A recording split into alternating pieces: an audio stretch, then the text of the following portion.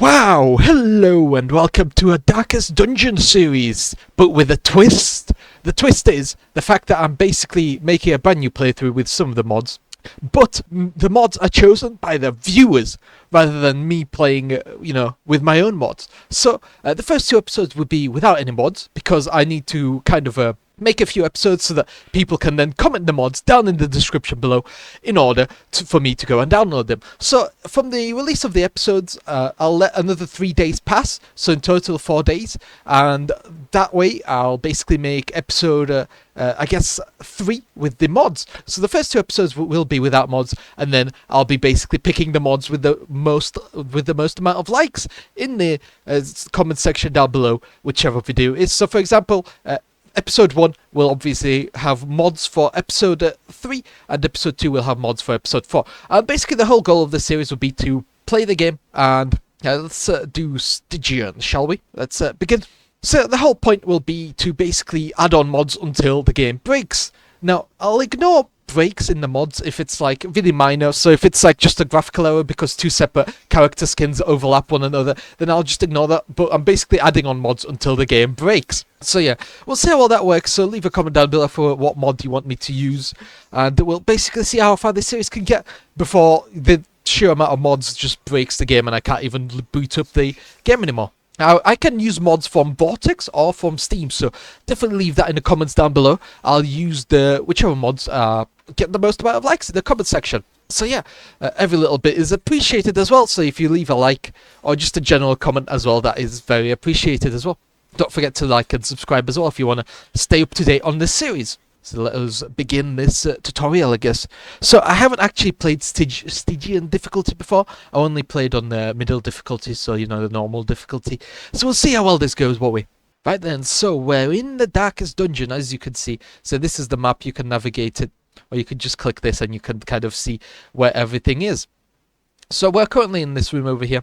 We can walk right or left. Both consumes our torchlight, and once this lowers, we get a higher chance to kind of meet enemies. And obviously having high torchlight gives us bonuses, but having low torchlight also gives us debuffs. We have our armor over here. Each character has their own armor, and yeah, basically you could change this out. This you have to upgrade within buildings, but these two slots though, kind of like your special trinket equipment slots. So that's decided by what you pick up in the level. You have obviously the general inventory, which you can use for all the characters like eating and stuff like that, and then you could swap the party order if you want. So for example, I could decide to swap this guy with this guy, which I don't really want to do because this is kind of the range guy and this is the melee guy. So you can also switch between which characters you walk as. It does have a difference because, for example, if I want to get rid of a trap, then obviously the ranger guy slash highwayman is going to be a better choice to be getting rid of traps. But if I'm going to be attacked, then I want this guy to be the one to step into a trap.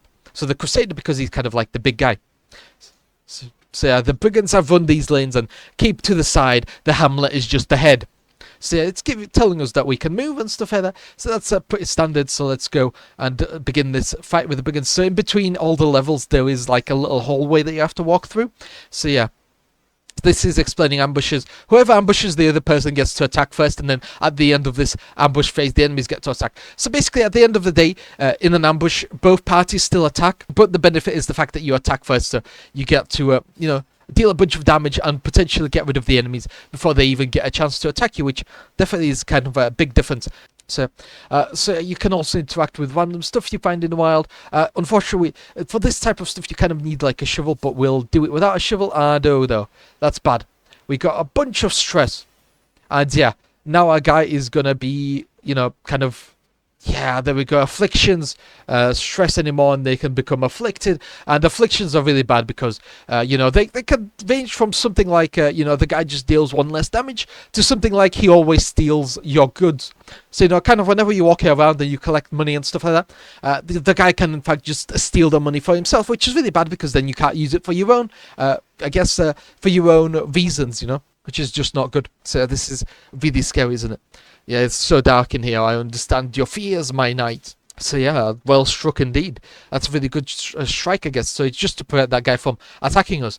Because yeah, I just don't want to get hit. Now the enemy do go first, which is a bit unfortunate. But yeah, as you can see, it's turn-based as well. So I'm going to shoot this guy in the back. Not enough damage to get rid of him, but I'm going to try to, stack buffs and stuff like that. You do have 200 stress, and you can succeed stress checks. The main stress points are 100 and 200. At 200, you start full on having heart attacks, and if you get a really bad roll on a heart attack, your character will just straight up die, and he'll end up in a graveyard. But later about that. They do take stress when they take damage, and just kind of stacks on top of one another. So sometimes when he's fearful, he will not attack. That's a problem for me, because if he doesn't attack, then I obviously don't get to deal damage, and that's really bad. So yeah, corpses. Corpses are, I guess, a resource as well. So yeah, this is a corpse. Some enemies leave corpses, others don't. Some corpses can be used by other enemies to do stuff for them. Other enemies can't use corpses whatsoever. So yeah, you can attack corpses because corpses can in fact get in the way of your attacks, because certain attacks only land on certain tiles, I guess. And a corpse will in fact take up that tile. So there was 4 slots in here. The corpse will in fact take up the large majority of this. There we go, he's gone. Take everything wherever we can. And you can continue exploring afterwards. So I'm going to continue adventuring. So we'll open it with our bare hands, and it's trapped. And we got Blighted. Yeah, Blight is problematic. Yeah, and then you can always complete the quest once you decided that you finished adventuring, and once you completed the main goal. You can always finish early. So that quest over there, you could press it before you completed the main objective. You just won't get paid out for the mission. So yeah, and this is a quest reward, so it's 5,000 gold. So you really just want to complete these quests, and then you collect treasures, and you collect random items which you use to upgrade the town that you're in. And yeah, it's just every single resource you have to manage while you're in a dungeon. Also trying not to get your guys to die. And after they complete a level up, they get to get an additional, I guess, trait.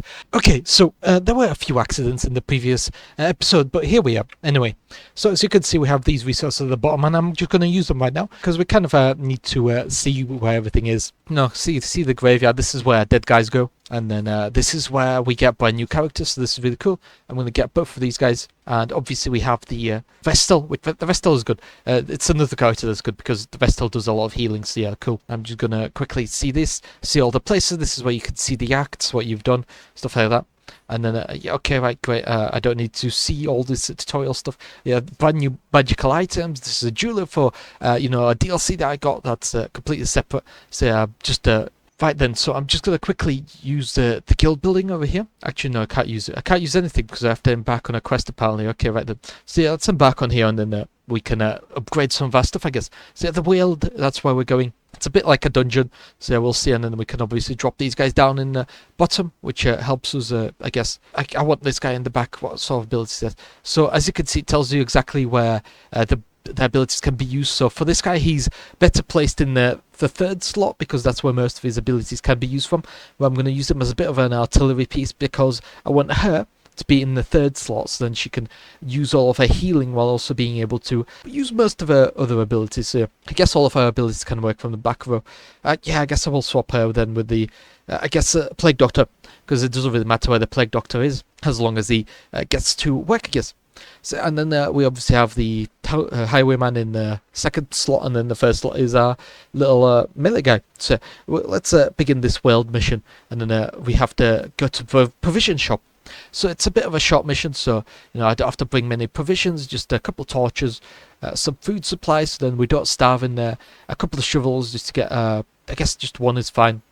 So yeah, the thing is that once you come back from a mission, these items are not worth as much as when you went in there, so you really don't want to stack up on too much items because it's just wasting your money. So this is quite good, and let's embark. We'll see how well this goes. Haven't purchased much food for expedition. I'll buy a few more, but that's already enough, more than enough for me. So yeah, if you feel like there's a bit of a dissonance with that, introduction, that's because there is a bit of a dissonance. The first time I recorded it, it was unfortunately in the wrong format for the video, but the volume came out, I think, relatively fine. So we'll see how this goes. And then we have the map. And okay, so this is pretty much straightforward. So okay, right. Yeah, I forgot how this chamber works, doesn't it? Wait, where are we going? Okay, yeah, let's go to the next room. Cool, hallway. And we're going to basically walk through here. Obviously, torchlight slowly diminishes. Obviously, use the Crusader to grab this sort of stuff. Because the Crusader, I'm pretty sure he's not... is he a kleptomaniac? Okay, he is, so I probably shouldn't be using him. Okay, let's use this guy. So even though he's known to cheat, he shouldn't be a kleptomaniac. Although, I'm pretty sure the Crusader can still affect us by stealing our stuff. So we'll see how well this works. I usually like to cure kleptomaniacs like right away, because obviously it's not really nice to have my free money being stolen from me by my own party members. And obviously I really do need that money for some other stuff, like, you know, actually dealing with enemies and stuff like that. So obviously I want my money. You know, you're not stealing my money and then getting away with it. So let's plague this guy. He should be dead whenever it's his turn. So there we go. And that's basically what you basically do. You just kind of get one enemy out of the fight, and then everyone else just slowly, I guess, falls over time. Attack the back guy. We missed that, because why wouldn't we miss that? He dies, okay.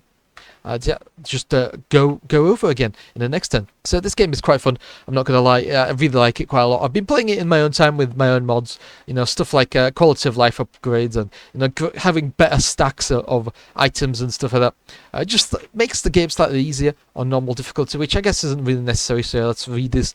Dealers are gone. They were victims of a malevolent transformation. Okay. I shouldn't do that voice. That's too bad. Okay, I need a drink after that. That was horrible. Their scales had rotted to soft, vulnerable flesh, slowly suffocating without gills. The worst was their eyes, closed set and forced to squint through fleshy slits. I shudder recalling the horrific and unclean warmth of their blood as I rinsed my talons. I nearly retched. My death grant them soft mercy. Okay, so this is probably talking about the, you know, fish people that live in the underground caves. If you don't know who they are, you can continue watching this series, and you can slowly, I guess. Actually, did we take the chest from this room? I constantly keep forgetting. So let's check again, because I'm pretty sure there was a chest. Oh yeah, we took it. That's cool. I'm just wasting torchlight. It's fine. It's the first mission. I'm allowed to make a couple mistakes. So yeah, this is where the shovel really comes in handy, because if you have to do it by hand, you just take damage, and it just takes an unnecessary amount of time. So this is quite a large mission for a short mission, I guess. And there we go. So yeah, we need a bit more torchlight. As you can see, more stress, more monsters deal more damage, and more monster crits, and you know, heroes surprise. So yeah, that's what you don't really want to be going on low torchlight. So yeah, shoot everyone. This ability, in my personal experience, seems to miss a lot, so I try not to use it too much. I can heal my guys as well. So yeah, but I'm gonna save that for later. So I'm going to start dealing with the front row before I deal with the back row. There are some quite annoying enemies in this mission where, you know, the enemies themselves, how do I put it? So yeah, the enemies can in fact be rather annoying, especially when it comes down to like a single guy that does a stress damage, because whenever they focus down like your healer or something like that, and then your healer dies of a heart attack, it can get quite frustrating. I'm not going to lie. But, okay, so just dealing damage to this one guy in the back. So yeah, the stress damage does in fact stack, so I can understand that it can get really annoying, but I don't really have a problem with stress damage too much, because I usually have, you know, I just put them into their tents back at home, a base or whatever, hometown, and that basically is me done with the stress damage. So some people might consider that inefficient, but I am a bit of a casual player, as I've said. I haven't really played the hardest difficulties out there, so no, it's yeah, I'm very casual about this entire situation. Try to deal with these corpses. There are special abilities that deal additional damage to corpses in an attempt to get rid of them faster, but there are other abilities that just don't have that. So I've got to deal more damage, I guess. It doesn't really matter because she's still stunned. So yeah, the main thing is the fact that I'm got to get rid of her rather quickly by just shooting her, rather than just waiting for her turn to come around, and then she gets the blighted damage. And then obviously out of the game you can't actually heal, so the only time you can heal is while you're in a battle. For the ability wise, there are obviously, you know, you can heal with food, and you can heal with bandages, and well, to staunch bleeding, and I guess that's a type of healing, isn't it? And then you can have a camp if you have like a special camp thing, but that's a separate issue, isn't it? So nothing here. I will go up here. There are ways to scout around in an area to hopefully reduce your chances of coming across enemies, and to also, you know, I guess, oh no, don't steal my stuff. Bastard. Ah, I needed those. And he got a key as well. Yeah, that's why I really hate kleptomaniacs, and that's why I wanted to immediately put him in like that special place where he gets healed from his diseases, because I really did need that stuff. He just stole my rewards. Like, that's so yeah, that's so mean of him. I'm really unhappy about that. I'm gonna try to I guess stack damage on her. I'm gonna do this as well, because that deals damage to everyone, which kind of stacks as well. So you know, that's how I'm gonna do this. Then we'll go from there. So that's really nice. Prevent her from attacking.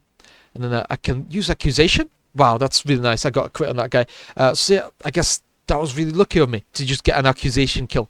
Because accusation deals good damage, but you know, the fact that it just straight up killed the skeleton, I wasn't expecting for a crit there. So the fact that we did get a crit was in fact very nice.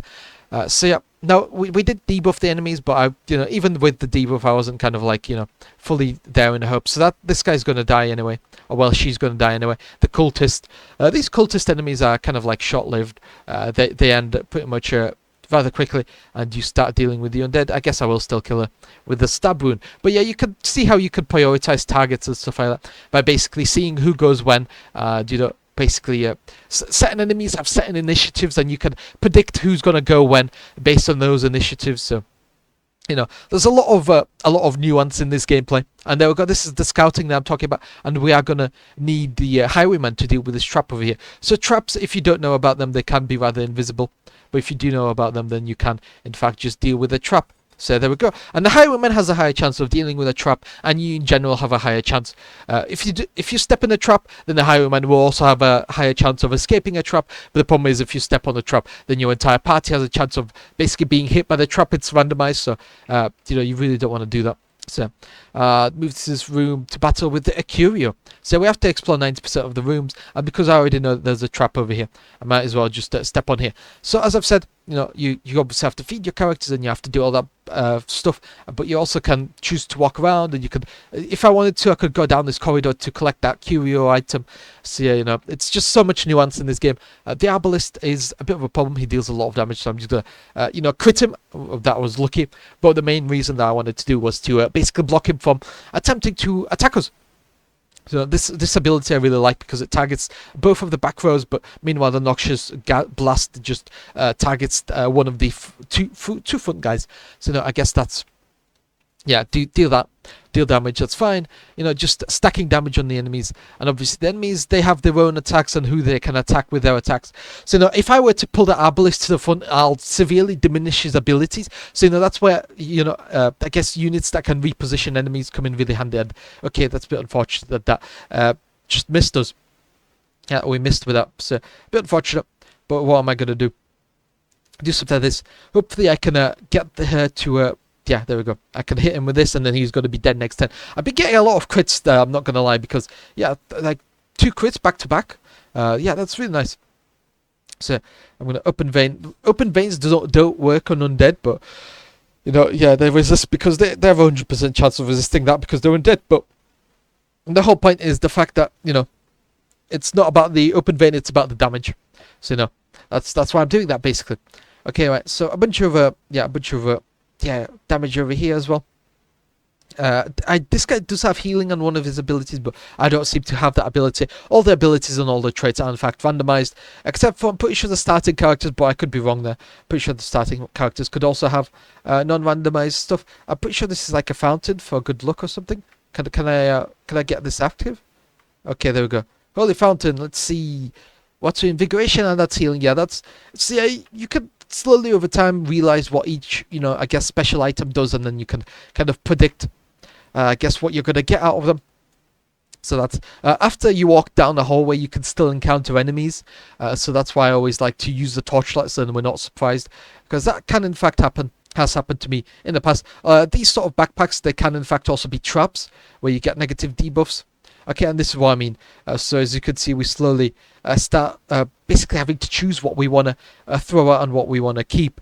So I'm going to use this, and I'm going to take the money from the rare gems. I don't know how useful that was, but I really do need the money in this early game. And yeah, there we go. We have to feed us, and obviously feeding also heals us, which is why I haven't been healing all that much, because I already know for a fact that we're going to get healed. And yeah, I can continue adventuring. I'm going to continue doing that, at least until this other room, because we need the experience. We need the additional items that we can find. Let's see. So let's see. We do have a shovel. So sometimes you can in fact throw items away, like get rid of blight and I guess this holy water and stuff like that. Okay, this is going to be a bit of a big battle, and we're almost out of this stuff. Yeah, we didn't even surprise them. We're almost out of light, so we're going to be taking so much extra damage that we might not necessarily want to take. So I'm going to shoot them mainly because I want to get rid of this guy. He's what I'm aiming to get rid of. So blight the 2 back guys. This is why I like the blight stuff, because it's just so useful. I'm gonna, you know, stun this guy because he's really problematic when it comes to down to morale or stress, I guess. It's just stress damage, isn't it? So the Arbalist 7 damage is quite a lot for these guys, for the undead. So as I've said, it definitely does depend on the enemy, doesn't it? Who do I want to do? I want to stun this guy because he's quite dangerous. So that obviously, okay, it didn't work out. That's a bit of a shame, isn't it? I was really hoping that I could stun him. Oh wow, okay, that's not good. Yeah, that's okay. That's really bad. Let's hope that that guy doesn't get attacked anytime soon again, because I really don't want to be losing my Plague Doctor so early. And that guy's stunned. Ooh, wow. The enemies really don't joke around. And there we go. That's the Blight Poison coming in handy. Yep, that's very nice. 4 to 5 healing on this guy. He could potentially get negative effects from taking too much unnecessary damage.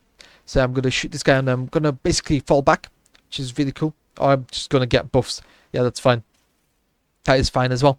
So, yeah, just taking damage, I guess. Oh, dodge. Yes, that's why the Highwayman is so good. This guy can't do anything because he's injured. Oh, well, no, he's not injured, but he was stunned, and yeah, that basically prevented him from doing anything. Cool. I'm gonna... Is there any way for me to move back? No, there isn't. Okay, right, I'm gonna stab this guy. That's not enough. Okay, that's a bit of a shame. I was really kind of hoping that would be enough. Okay, that's fine. And Noxious Blast, Noxious Blast. Good Noxious Blast this guy. Ooh, I don't know who I should be hoping for. Noxious Blast this guy, that's fine. Because that's solely dealing damage over time. And this guy, he can attack the guy in the back, get rid of him. I don't know if that was a good move. I could probably attack this guy, and 8 damage would have been enough, wouldn't it have? Yeah, it would have. Oh, and this guy's now injured again. Okay, that's not good. And now he's in front of the big melee guy, so obviously that's not good because he's going to take damage. I could heal the entire party, but I don't know if I should really. Swap positions with the Plague Doctor that takes up an entire turn. So there we go. It's a bit unfortunate, isn't it? So there we go. Oh, damage. Now, the only good thing is the fact that we get moved back. So yeah, that's, I guess you could kind of expect the enemies to do certain things, and then you can position off of that. So I'm going to immediately stun this guy in the back, because I just don't want him to be attacking us, because that deals a lot of damage. It's just not worth it for me. So obviously, hit the back guy with the Noxious Fumes. Very nice, there we go. And we'll see what happens. This guy will probably stun this guy again. Won't he? He probably will, won't he? He seems to be stunning everyone. Oh, crit. That's a lot of damage. So I guess the only good thing is the fact that you get fully healed up at the end of every single turn. Now, the thing that doesn't get healed up is, in fact, the stress. The stress kind of stays with you for the entire game while you're in the dungeon, and then out of the dungeon it stays with you, and you have to go to special places to get rid of it. So I continue, I guess, Noxious Fumes and blighting the other guy, and I guess I can comfort the party, which I don't know, because that guy is going to die anyway, so it doesn't really matter, does it? Destroying the bodies lets you move enemies closer because the bodies take up slots, and there's only 4 slots, so that's very nice. There we go, cool. Bunch of stuff, and we'll see what we have in here. I don't want the guy to open it because for a fact I know that he's quite prone to stealing my own stuff. So up in the chest, obviously not as good as what you would get if you used if you use the key. The key always gives you more loot because you can find a hidden compartment or something unless the chest is already open. So that's complete the quest. So yeah, that's why you really want to extend these missions, and you want to go as far as possible, especially if you know you have some additional loot that you might want to use up, and you want to exchange it for the loot in the dungeon. Because if you use like bandages to heal yourself, and then you can go further, then obviously those bandages are worth a lot more in their opportunity value, I guess. That you could get something better, like one of these crests or something, or sculptures, or busts as they call them here. So that's why you really want to use your most amount of abilities and stuff like that. Wield Phobe, that's not good. Stress, that's not good. Reflexes, that's good. So yeah, that was really unfortunate, getting 2 negative there. Yeah, there we go. Negative quirks. Some negative quirks can become almost semi-permanent. You can get rid of all quirks, but the problem is they cost more to get rid of, the more permanent they become. So complete more quests to unlock. That's really nasty, isn't it? Stress relief. Okay, fine. Yeah, sure, whatever. And yeah, get Tao in here. Oh, should I do it? That's a lot of money, but I am going to do it because my healer does need to be healed up. And let's get a new Plague Doctor in here. Let's see, what does this guy have? So this is the Beast guy. So he only has 1 skin by default. So if you want to leave some cool skin ideas in the mod description down below, that would be greatly appreciated. Now these guys, they're quite good in the second row. They take a lot of damage, but the problem is, if you want to deal a lot of damage, they're kind of like berserkers, but when they go berserk, they do in fact lower the well, they don't lower, but they increase the stress level of everyone else around them because they turn into monsters. So that's the downside. So you obviously have these skills over here which work while they're human, and then you have the skills which work while they're a monster. 3 skills and 3 skills. So yeah, as you can see, they're more like second row rather than anything else, because that's where most of their skills are up here. Because Rage works in 1 and 2 rows, and then obviously you have Manacles, which works in 3 and 2. So yeah, that's how it works. So yeah, don't forget to leave a like and subscribe, and I'll see you in the next episode. Bye bye.